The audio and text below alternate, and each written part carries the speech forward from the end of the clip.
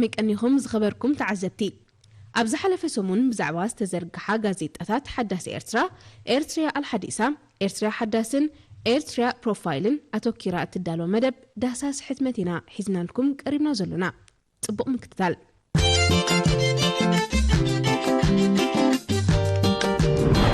سلوس 26 مقابيت أبز تزرقحت حتام غازيت حداث إرترا الدالوي عمديت عنا غازيت إنيا سليمان أحمد متن شكور أبدم بخمي نقدلو بزبل متن شكور أبدم انتي مالتيو بخمي يعكن لعل متن شكور أبدم ميلاتات منبرو حكمناوي مرمراتاتن فواسؤن أملكتو بسفي حبره هو بغازيتኛ ኤፍሬም ሃብቶጽዮን እትዳለው ዓምድ ባህልን ስነ ጥበብን ሕዳስ ሓድጊ ኣብ ትሕቲ ዝብል ኣርእስቲ ነቲ ኣብ 29 ለካቲት 2024 ብስነ ጥበበኛ ሳሙኤል ገብረ አዶናይን መሐመድ ሳልሕን ዝተወደበ ብቐንዱ ን10 ብስዋኣት ዝተደርፋ ደርፍታት ብምንእስያት ዳግም ናይ ምህዳስ ኣጋጣሚ ዳሲሱ ኣብ ዓምዲ ሸባብ ኣብ ንኡስ ዓምዲ ሓሳባት ሓይልና ንፈልጦዶ ጽባቐናኸ بزبل بسمعون ولد ميكائيل استدالو صحف نزتعجس مايو يتريلو زبل مسلا بهره بداوي تقدمو حزب إرترا نتي بمعغرغرتي استزرغ حقق مايو بعقلن تعجستن سلاست تصبي مايو اطريو صمو زرويلو غزي اخيلو مهلاون شجرات تبرارمن تزرارمن نناي مقلاس منفسن تسفان حزب إرترا كتصنقو ايكالون بزبل بزرزر نتي نناشعنا تخل عازمصن زقصلن كبرتات ኤርትራውነት ገሊጽዎ በጋዜጠኛ ዮሴፍ ኃይለ ማርያም ተዳሎ ዓምደ ስድራ ቤት ነዘይሩም ወላድና በኸመን አልየው ኣብ ትሕቲ ዝብል አርእስቲ ንገለሕማ ኩነታ አእምሮ ወላድካ ሸለን መባል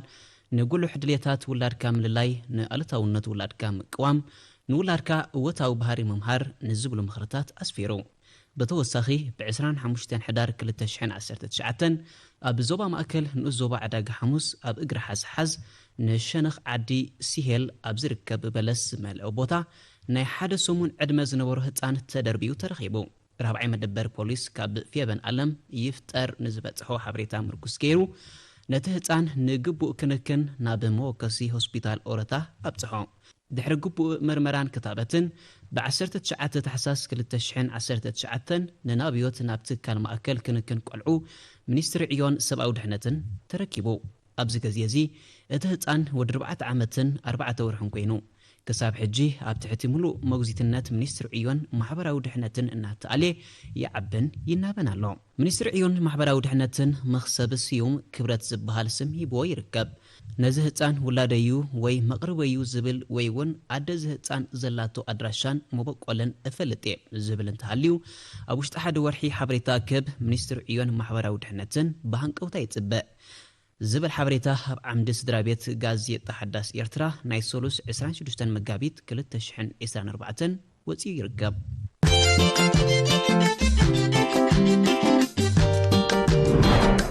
أب غازي إرتريا الحديثة مسن ملكات بمنستر عيون سبعو دحنتن استدعلوه دقنا أب تمرتي بلوتات كخونو زحقزو زتفل على يروق وحيتات زتأكس تحستو غازي تنيا عادل عثمان زدالو ترقم قريبو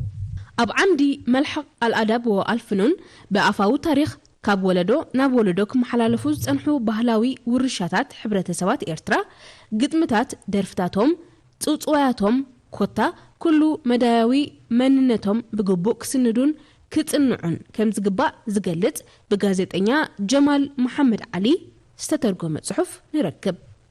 أب عمدي كدايا تنمويا سبورتاو نتفتات بمنصرتهم أب شوتوتات زلاق معبالز تقمتو أب كلتشحن سالسان زوقع علاماتات قد سبورت أبل معتن متحببارن سلامن هاقرات تنتيرو أبتي شوتوتات ون مقماتو زدهسوسو تحف مس علماوي معات سبورت أساسيرو زدنتن تحف سفيرو اللهم أب زغطلو قطعت بعبد الله محمد علي زدالو نستفل عليو سبورتاو نتفتات زدسس عمدي الرادة بفاطمة حمد زدالو عمدي منوعة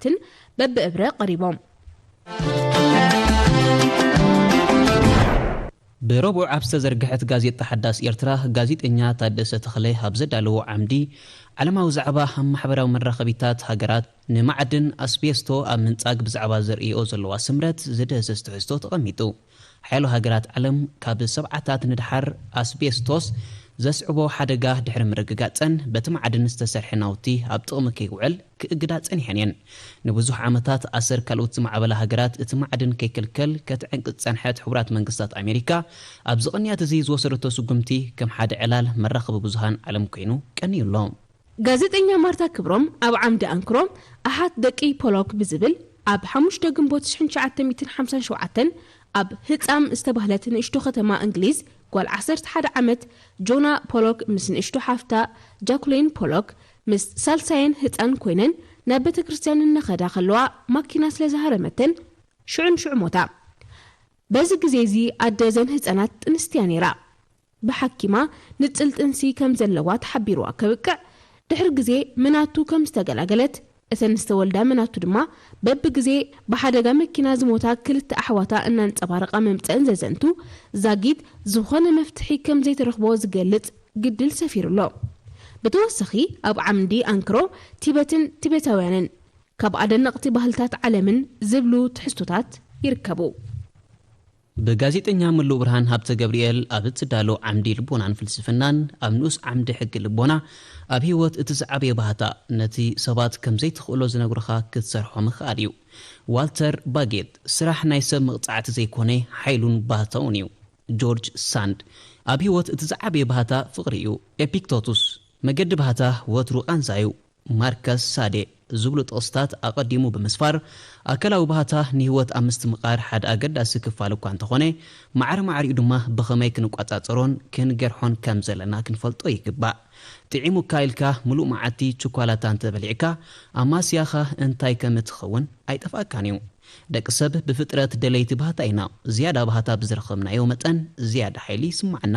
ነቲ ጥረ ኣካላዊ ስምዒት ናብ ዓሚቕ ባህታ ማለት ፍቕሪ ትርጉምን ፈጠራውነትን ብኸመይ ከም እትልውጦ ኣሰላስል ነቲ ኣካላዊ ባህታ ኣይክትከስሮን ኢኻ ዝያዳ ከተደንፍዖን ከተድንቆን እውን ኢኻ ብዝብል ዛዚሙሎም ኣብ ዓምዲ ማሕበራዊ ዕቤት ምክልኻል ሓደጋ ባርዕ ሓዊ ኣብ ትሕቲ ዝብላ ርእስቲ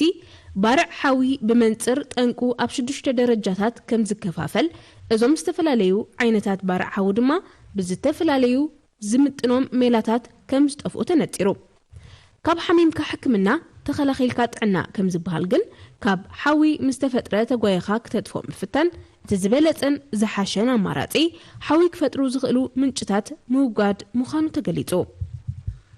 ብጋዜጠኛ መሐመድ እድሪስ መሐመድ ዝተዳለወ ትሕዝቶ ጽምብል ምድምሳስ ነደው ምስ መስተንክር ፍጻሜታት ወርሒ መጋቢት ኣተኣሳሲሩ እዩ ብኸምዚ ዝስዕብ ገሊጽዎ ኣብ ገድላዊ ታሪኽና ዝያዳ ዝናዓወትን መስተንክር ፍጻሜታትን ዝሓዘት ወርሕስ መጋቢት እያ ኣብ 23 መጋቢት 1977 በታ ኣደ ጽንዓትን ሓበንን ህዝቢ ኤርትራ ዝኾነት ከተማ ናቕፋ ዝፈለመን ድሕሪኡ እውን በብዓመቱ ዝተመዝገበን ኩሉ መድያዊ ዓወታት ኣብ ከብሒ ገድላዊ ታሪኽ ሰውራ ኤርትራ ተሰኒዱ ይነብር ኣሎ ናቕፋ ድማ ኣብቲ ዝሓለፈ ቅንያት መበል 47 ዓመት ሓርነታ ብድሙቕ ኣገባብ ኣብዒላ ድሕሪ ሓርነት ናቕፋ 1977 ሓደ ካብቶም ዝዓበዩ ዓወታት ሰውራ ኤርትራ ክበሃል ይከኣል እቲ ካብ 19 ክሳብ 22 መጋቢት እቲ ንኣስታት 5 ዓመታት ኣብ ግንባር ሰሜናዊ ምብራቕ ሳሕል ዓሪዱ ዝነበረ ብውቃው ዝፍለጥ መግዛእታዊ ሰራዊት ዝተደምሰሰሉ ወርሕውን ኣብ ወርሒ መጋቢት እዩ ኣብ መጋቢት 1987 ኣብ ቀንዲ ደጀን ህዝባዊ ግንባር ዓራርብ ዝተገብረን ብዓወት ዝተዛዘመን ካልኣይን ሓድነታውን ጉባኤ ህዝባዊ ግንባርን ተጋድሎ ሓርነት ኤርትራን ማእከላይ መሪሕነትን ማለት ሳግሙን ሓደ ካብቲ ናብ ሓድነትን ሓድሽ መድረኽን ዘሰጋገረ ነይሩ ካብዚ ኣብ ላዕሊ ዝተጠቕሰን ኣብ ወርሒ መጋቢት ዝተፈጸመን ብዕብየቱ ኣብ ቀዳማይ ደረጃ ዝስራዕ ከም ነጥበ መቐይሮ ሰውራ ኤርትራውን ዝግለጽ ግን እቲ ወርሒ መጋቢት ዝተፈነወ ኣብ ግንባር ናቕፋ ንኣስታት 10 ዓመታት ዓሪዱ ዝነበረ ብናዶው ዝፍለጥ መግዛእታዊ ሰራዊት ደርግ ሃዶሽዶሽ ዘበለ ስርሒት እዩ እቲ ስርሒት ክሳዕ እቲ እዋን እቲ ኣብ ታሪኽ ሰውራ ኤርትራ መዘናይ ነበሮን ከምኡ ስለ ዝኾነ ድማ እዩ ዓመት መፀ ብሓበንን ኩርዓትን ዝዝከርን ዝፅምበልን ዘሎ ናይ ሎም ዘበን ፅምብል ምድምሳስ ዝናደውን ምሕራር ከተማ ዓበትን ዝምልከት ጸብጻብ ይስዕብ ከተማ ዓበት ዝኽርናይቲ ቅድሚ 36 ዓመታት ዝተፈጸመ ታሪኻዊ ፍጻሜ ንምጽምባል ካብ ድሮ ናይቲ ዕለት ጀሚራ ካብ ጅራፊዮሪ ክሳብ ማእከል ከተማ ኣብ ነፍሲ ወከፍ ትካል ብዘንበልብል ባንዴራን ነቲ በዓል ዘንጸባርቕ ጭርሖታትን ወቂባ ነበረት ዝብል ይርከቦ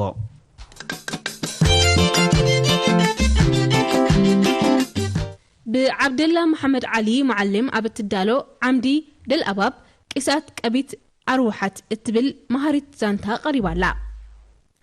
أب عمدي عمار نمفرج أو سالينا زلال تحستو مبل سالسين نايمود أتان كفالو سفير له ጋዜጠኛ መሐመድ እድሪስ ኣብ ዓምዲ ምን ስጅል መቐጸልታ ተሕዝቶ መበል 10 ክፋል ትርጉም መጽሓፍ ዶክተር ኣሕመድ ሐሰን ደሕሊ ውሳነታት ባይቶ ጸጥታ ውድብ ሕብራት ሃገራት አንጻር ኤርትራ ዝምልከት ተሕዝቶ ተቐሚጡ ብጋዜጠኛ ካልሹም መሐመድ ኣብ ትዳሎ ዓምዲ እንጃረ ታሪኽና ታሪኽ ምውራስዩ ብዝብል ታሪኽ ናይ ገዲም ተጋዳሊት ማዓሾ ገብረ መድህን ታፍላ ቀዳማይ ክፋል ሰፊሩሎ ኣብ ዓምዲ ፍሬ ካድም ዘይከኣል ክውን ዝገበሩ ክኢላታት ሕርሻ ኣብ ምክልኻል ኣንበጣ ንዝተዓመ ብሉጥ ስራሕ ዝድህስስ ምስ ኣቶ ዳዊት አንገሶም ኣቶ ኣስመሮም ሹመንዲ ከምኡ ድማ ኣቶ መሕመድ ዓብድርሕማን ናይ ዝተገብረ ርክብ ትሕዝቶ መበል ካልኣይን ናይ መወዳእታን ክፋሉ ቀሪቡሎ ኣብ ዓምዲ ሸባብ ዶክተር ዑመር ዑስማን ዘዳለዎ ንነገራት ብዓይኒ ነቐፌታ ሪኢኻ ንምግጣሞም ዝሕግዙ ረቋሒታትን ኣገባባትን ዝምልከት ትሕዝቶ ኣስፊሮ ኣብ ዓምዲ ሕበርበሮ መበል ሻድሸ ክፋል ታሪኽ ያሲናሪ ብዩሱፍ እድሪስ ኣሚር ዝተተርጎመ ትሕዝቶ ንረክብ ብመሐመድ ዳፍላ ኣብ ዝዳሎ ዓምዲ ፈን ወዓዳት ኣዱሊስ ዕማት ለይት ከለስ ኣሳር ቀዳም ብዝብል ኣብ ከርሲ መሬት ኣዱሊስን ብዛዕባ ዝርከብ ዘይተዳሰሰ ብርቂ ትዕድልታት ዝድስስ ትሕዝቶ ቀሪቡ ኣብ ዓምዲ ነፈት ኣመር ዕፉን ልዑል ትሕዝቶ መኣዛ ፎስፈረስ ከም ዝውንን ኣካላዊ ምንቅስቃስ ልዕሊ ደቂ ተባዕትዮን ደቂ ኣንስትዮ ጥቕምهم ዘለዎ ተጠቒሱ ዝብሉን ካልኦትን ትሕዝቶታት ኣስፊራ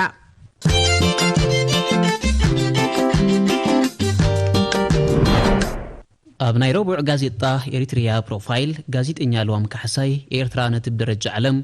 ኣብ ሾቶታት ዘላቕ ምዕባለ ዝተቐመጠ ሾቶ ምጥፋእ ሕማም ቲቪ ኣብ 2030 ንኽትወቕዖ እተሰላስሎም ዘላ ዕማማት ዝምልከት ትሕዝቶ ብዝርዝር ኣብሪሃ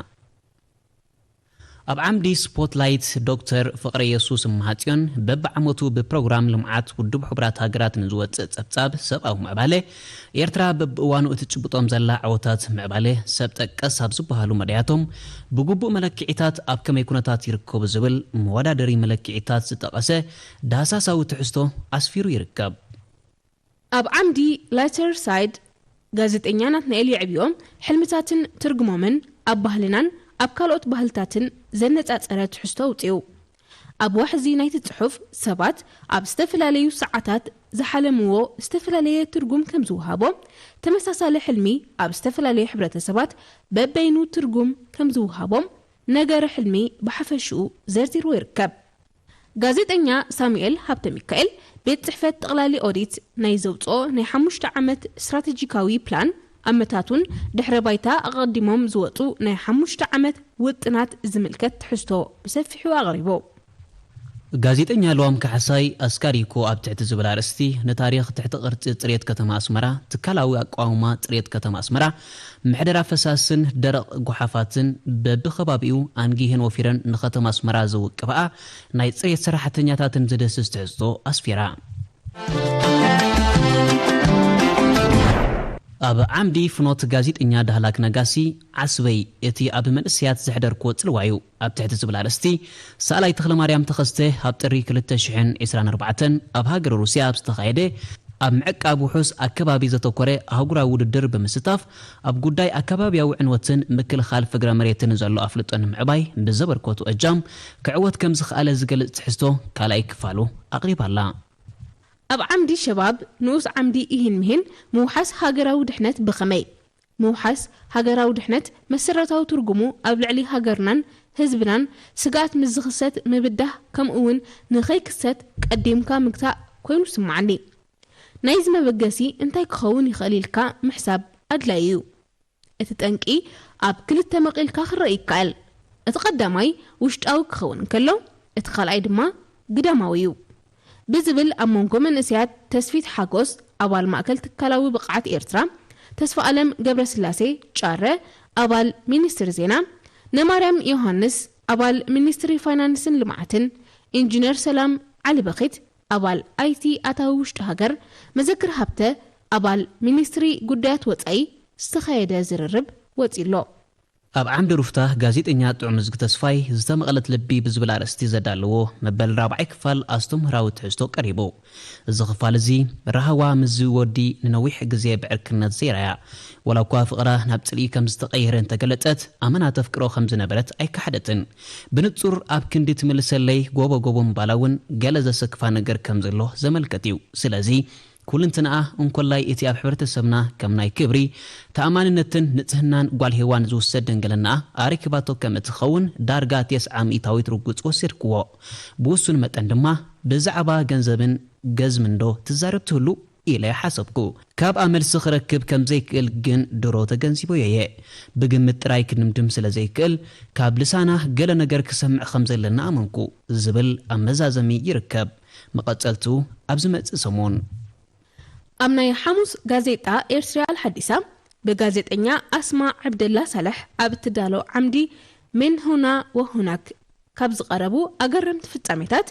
أفيتنام زوبا كوانغ نيه ودي 34 عامات سبعي أبكبدو 30 سنتيمتر زغمتو 8 مسل عسا كمسترخبن بحكمنا ومطبحتي أبزو وصالو الثمن مسل عسا بهواتو مصنحو تقليتو أب تشاينا حانتي قوال 18 عامات من السيمل كعان مقيار 563 شح دولار زودة مطبحتات ن 100 إبرة كم زكايدت تتغيسو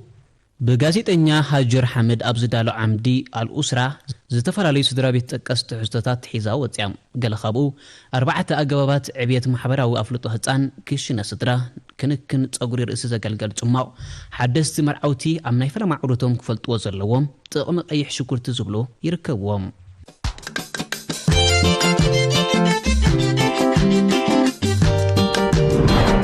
ناي عربي 29 مقابيت غازيتا حداثي إرترام أب عمدي تعنا مسمك إيار كنتات أير استأساسرو حمامات وعي كلمة تنيحو زحليك باتسنكلو درق تنيحو نفس مزلعل برهان تنيحو مريت بجماع عفن كتب الانكلا بستفل عليه حمامات كنت قعزلونا تخلو إنا لعلي زخيد كنتات أير أب تعنانا كتتاو تسلوي زلوو ناي نفس وكفنا ناي متوار عقمنا استفل عليه يخننبر مسمك إيار كنتات أير كأجو زيبلو دخام زي سمعو سعال زي حمم دارجا يلن دحر مبال مسمك إيار كلمة زقات ومتأقمات عنا نمكل خلومن حال كتاتهم نمو حادن زقل قلوميلاتات بزرزر تتغيسو مالو بشمون دي عوامي كيالا بتدالو عمدي مهدر جوغانو موت 4 حرامز 4 كيلو زخت العودوق ابتحت زبلارستي ات إسرائيل أو الجنرال حانت خطقرم زداليانت بالا أب عمد 1982 كلتن استمزقبه زرع وتهدراو فتامه زنا إسرائيل يكونن سراويت إسرائيل أزيو غزيف زوباو حيليو كم ليبانوس أمثال هاجرات ممازنتي إسرائيل يكونن إسرائيل نمتقعت خلن هاجرات عرب دو إلى زبدت هاجريا أب 1980 كلتن أب عالم ناس ترأيه بزوح زي فلت كالوت هدراو فتامهلو نسو دما اتنينات سنة إرترا زواقا هزواو جنبار زبهال حيليو دكتور أرعادوم تدلا منيو دكتور نفس حلم سأتوه مسوانا صحافي هزباو جنبار تقرالي إسياس فوركي ترخبا تقرالي إسياس حجي أبي هاخت بتسح تدلي إلو حتتو دكتور ناب انسي كبتسح مرجو مخانو قلت ألو انسي دقا انتهالو زانتا انسي أباشنطن ديسي بتسحلو بدم تحفشت رايزي كونه انت اللاي بمنقدي وتهدراتي توبيا سلازي ناب انسي كبتسح زدلي وانا صحافي زباو جنبار مكينة هيبو ناب جنبار كرن ناب تقرالي إيوب سهيه حليباي مرحل كفل سراويت 50 كلتنا فانو دكتور أرعادوم أبيت صحفت كفل سراويت 50 كلتنا أبز بصحلو أقاطمي مرحت كفل سراويت مس أززتي برجيداتن بوطولونيتاتن أخيبا نمكياد كقرارو صنحو اتغاشا كدناغوس لزينبرو بحلفت سليا ناي تخفل سراويت تسنيو ناب تخبصحو زدلي تاريخو دفعات مسلمن انسن تلاكا دكتور ناب دفع تقدلتي تابا مسلم كأتون كلهم اتدفعات دمت تخصي زي بلو تقتلو نبرا بزيكا أسر نايتيك المحيدة تاورح زحالفة كبير وقع أبتخبابي تفاطيتهم زعررو تتقررتي حيلتات زلووي مسلين نبران لكع كمتهم أسن نيتوز تكاملوز نبرو أكايدا قرص سيرو ناب تدفعات أتوا ዶክተር ናብቶም ኣብ ሓለዋ ዝነበሩ ተጋደልቲ ጽግዒሉ ንቅድሚት ኣብ ዝተዓዘበሉ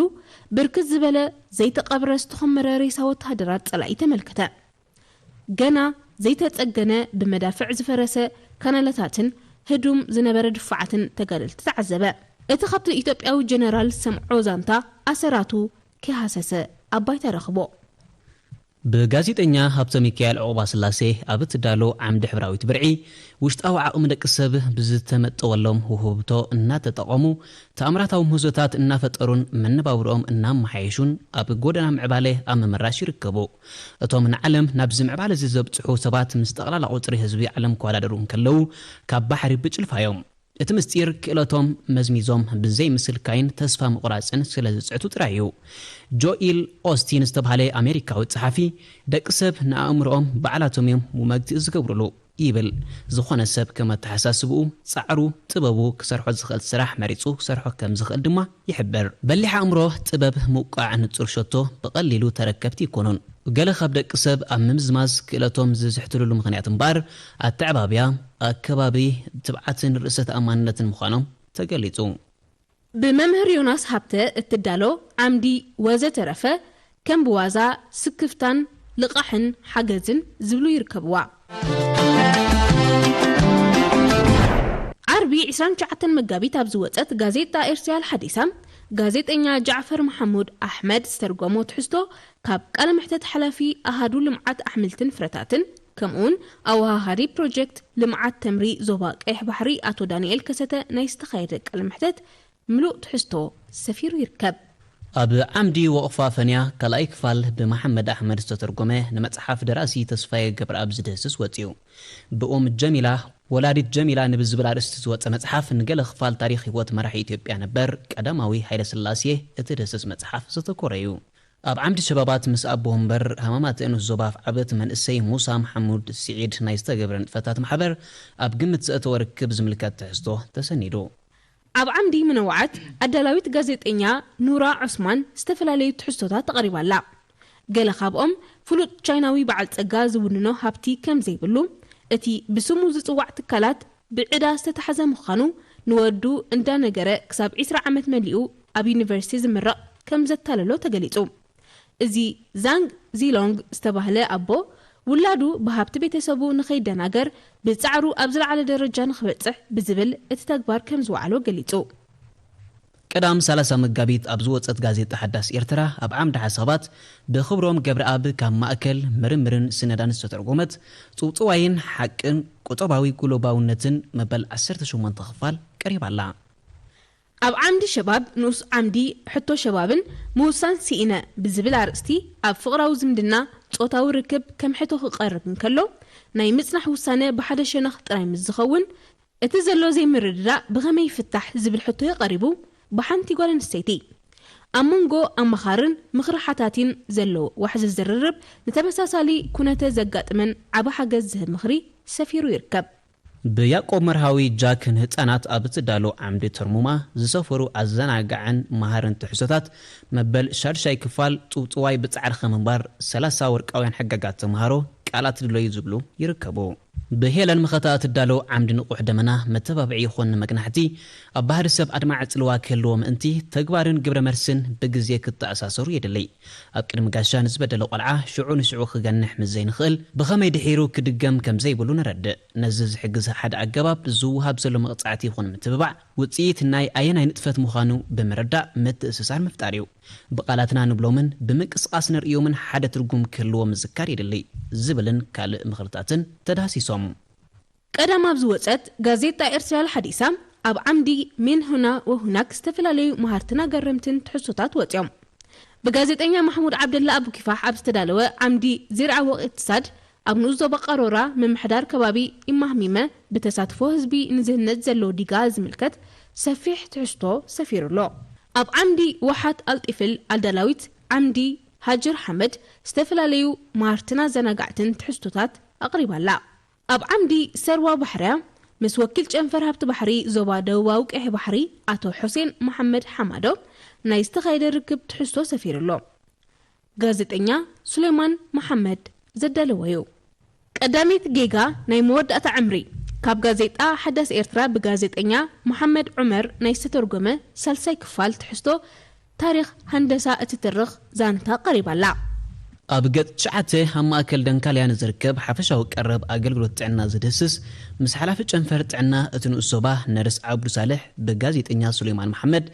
نايستا قبرك على محتة عربي محمد زدارو تحستو سفيرو يركب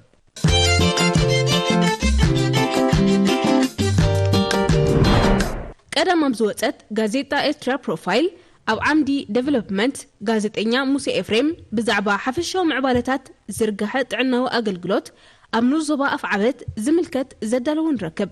أب عمدي سبوتلايت دكتور فقريسوس أمهاتيون نزلاق محدرة ماين ربحتاتون عملكتو أب إرترا نعك أبا ماي قرب ترويز ستة ماي مهبتام تحت بايتاو مايات كوتا حفشاوي ماي تقاس معبالتات استسلاسل سرحات استرفه بدهوتاتن زدسس تحستو أغريب له أب عمدي أوبينيون غازيت إنياف عبت قبرت إنسائي أب دياسبورا زنورو إرتراويان مسبهالو من هاقرو من زلوهم طبق متأسال زملكات تحستو أسفير الله أب عمد سبوتلايت غازيت إنياف سمعون ولد ميكيل مبال 4 شوعتن تنبل محرارنا أفاب زملكات سدالو تبتاب أغريب الله أب عمدي Q&A غازيت إنيا لوام كحساي تعري أمور داتا فريم تبزبل عرستي سألا يتخل مريم تقسته أبزح لفو حتري كلتا شحن عسان 4 أب هاجر روسيا بستخايده أم عكاب وحسا كباب زتوكور هاجرا وددرب بمستاف كعوات كم زخال زقل تعستو أقريب هاللام زخبركم تعزتنا نايلومي دهساس حتمت مدبنا أبزي تزازي ملو سلام